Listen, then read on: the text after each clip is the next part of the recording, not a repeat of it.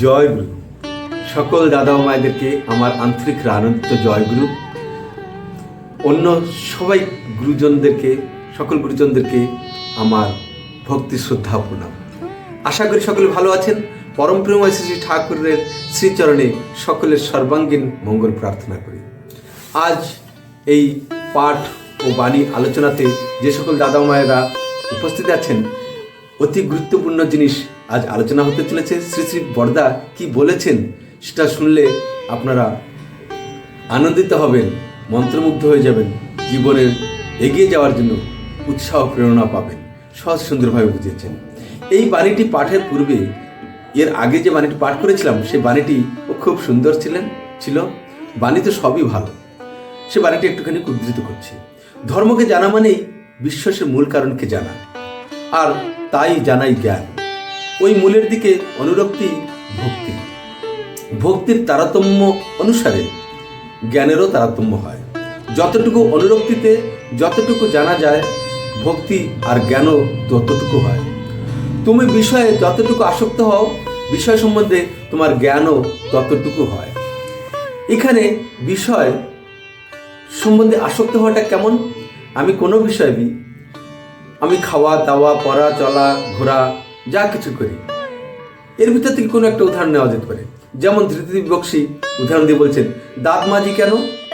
মাজি তাই, আমি দাঁত মাজি তাই জানবার ইচ্ছা হলো। শ্রী শ্রী বড়দা, কেন? দাঁত ভালো রাখবার জন্য। শ্রী শ্রী বড়দা, আর শরীর যাতে খারাপ না হয়। দাঁত মাজায় তুমি আসক্ত, অর্থাৎ আমি দাঁত না মেজে থাকতে পারি না। তখন ভাবলে কি দিয়ে দাঁতকে ঠিক মতো মাজা যায়? ধৃতি, পেস্ট যেটা ভালো সেটাই নিয়ে নিই। শ্রী শ্রী বড়দা, এইসব জানবার জন্য যতটুকু পরামর্শ দরকার, যারা জানে তাদের কাছে শুনতে হয়। যতটুকু আসক্ত হলে ততটুকু জ্ঞান হলো। বক্সী তো বেশ বলেছেন। তো আজকে এই পূর্বের বাণীর পাঠটির আলোচনা করলাম একটুখানি। হয়তো যারা শোনেননি, পূর্বের ভিডিওটি দেখে নেবেন, খুব সুন্দর।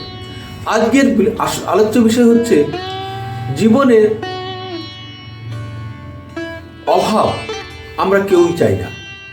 আমরা সকলে আমাদের যা চাই আমরা সেটাকে পূরণ করতে চাই। অভাবে থাকতে চাই না আমরা কেউ, তাই নয় কি? তাহলে অভাবটা কি? একবার যদি ভালো করে চিন্তা করা হয় তাহলে দেখা যায় আমাদের জীবনে যত কিছু আমরা চাই, যা কিছু চাই, আনন্দ, সুখ, শান্তি, যা কিছু চাই, বিত্ত, বৈভব, যা কিছু চাই, এই চাওয়াটাকে পূরণ করতে চাই, অর্থাৎ আমার অভাবটাকে পূরণ করতে চাই। তাহলে অভাব কাকে বলে? এই অভাব পূরণ কিভাবে হবে? তাহলে জীবনের উদ্দেশ্য অভাব পূরণ করা, তাই নাকি? তাই শ্রী ঠাকুর একটি বাণী দিলেন, জীবনের উদ্দেশ্য অভাবকে একদম তাড়িয়ে দেওয়া। জীবনের উদ্দেশ্য অভাবকে একদম তাড়িয়ে দেওয়া, আর তা কেবল কারণকে জানলেই হতে পারে। ঠাকুর এখানে বলে দিচ্ছেন, এই অভাবটা আমরা কখন দূর করতে পারবো? আমার জীবনে কোনো প্রকারের অভাব থাকবে না। কখন, কিভাবে আমরা এই অভাবটাকে তাড়িয়ে দিতে পারবো, সেই বিষয়ে পরম পূজ্যপাদ শ্রী শ্রী পিতৃদেব এই বাণীটি পাঠ হওয়ার পর আলোচনা শুরু করলেন। কি শুরু করলেন? আসুন আমার সঙ্গে থাকুন, সম্পূর্ণ ভিডিওটি দেখুন। শ্রী শ্রী পিতৃদেব স্বপ্নাকে জিজ্ঞাসা করলেন, জীবন ধারণ করতে কি কি লাগে? স্বপ্না, খাওয়া পড়া, এটা তো আমরা সবাই জানি। What is the basic need of life, আমরা সবাই জানি। সেটাই শ্রী শ্রী পিতৃদেব বলছেন। শ্রী শ্রী পিতৃদেব বলছেন আরও, বল প্রথমে খাদ্য, তারপর লজ্জা নিবারণের জন্য বস্ত্র আর বাসস্থান। কেউ কেউ আলু সেদ্ধ ভাত হলেই পরিতৃপ্ত হয়, কেউ আরও বেশি চায়। ওইগুলোকে কেন্দ্র করে আরও অনেক জিনিস লাগে। প্রয়োজন বাড়তে বাড়তে চলে। জীবন তো শুধু শরীর নিয়ে নয়, মনের খোরাকও দরকার। শরীর মন উভয় দিকে লক্ষ্য না রাখলে তো চলে না। সিনেমা দেখতে চাই, আমরা আনন্দ পেতে চাই। সিনেমা দেখলে আনন্দ পাবো মনে করে সিনেমা দেখি। সাময়িক আনন্দ পাই, কিন্তু স্থায়ী হয় না। শিশুদের যেমন লাল কাঠি বা রাঙা কাঠি দিয়ে ভুলিয়ে রাখা হয়, এই ভুলে রাখাও সাময়িক, অভাবের স্থায়ী সমাধান আর হয় না। আমরা অভাবকে স্থায়ীভাবে তাড়াতে চাই, কিন্তু তা হচ্ছে না। কবি বলছেন, যাহা চাই তাহা ভুল করে চাই, যাহা পাই তাহা চাই না। ভুল কিসের থেকে হয়? অজ্ঞানতা থেকে ভুল চাওয়া আসে। তাই জ্ঞানীর ভুল চাওয়া নেই। সব কিছুর কারণ যিনি, ইষ্ট যিনি, তাকে জানলে অভাবের বা চাওয়ার ঘোর কেটে যায়। অভাব মানে ভাবের অভাব। কার সাথে ভাব? ভাবীর সাথে ভাব, কারণ পুরুষের সাথে ভাব। তাহলে ভাবিকে যে কারণ পুরুষ, তিনি হচ্ছেন ভাবী, তার সঙ্গে ভাব। ভাবের সাথে ভাব হলে সব ঘোর কেটে যাবে, দুঃখ ঘুচে যাবে।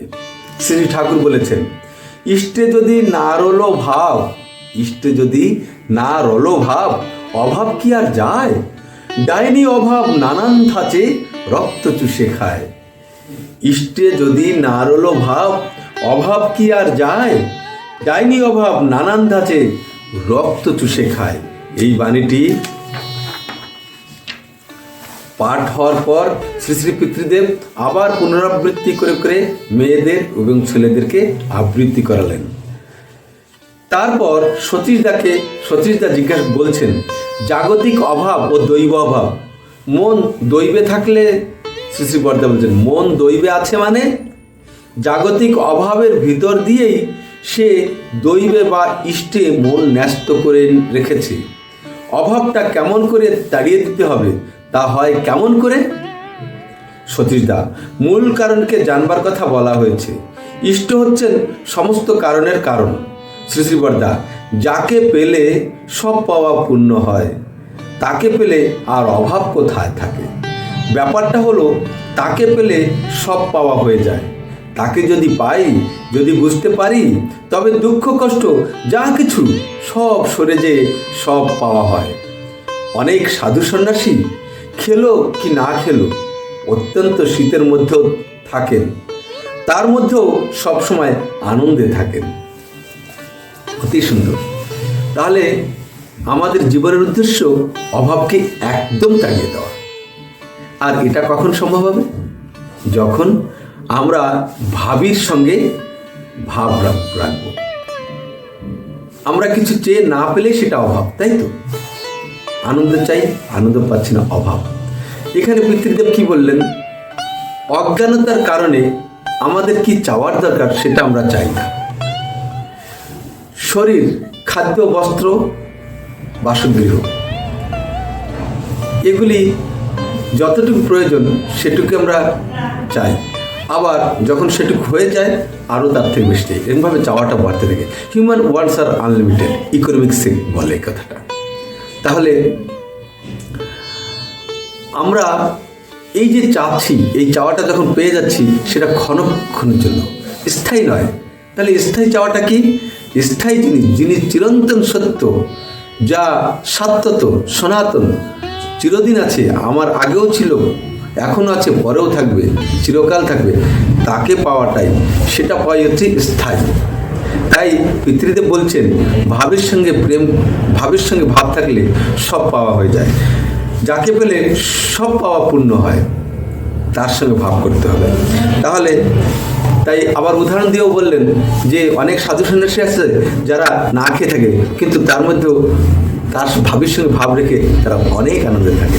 তা আমাদেরকেও তার সঙ্গে ভাব রাখতে গেলে সদ্গুরুর স্বর্ণাপন্ন হতে হবে, তাকে স্মরণ মনন অনুসরণ করে চলতে হবে প্রত্যেক সময়। তাকে না হলে চলবে না, এমনটি হওয়া লাগবে। তাহলেই আমার জীবনের সব অভাবকে তাড়িয়ে দিতে পারবো। জয় গুরু, বন্দে পুরুষোত্তম।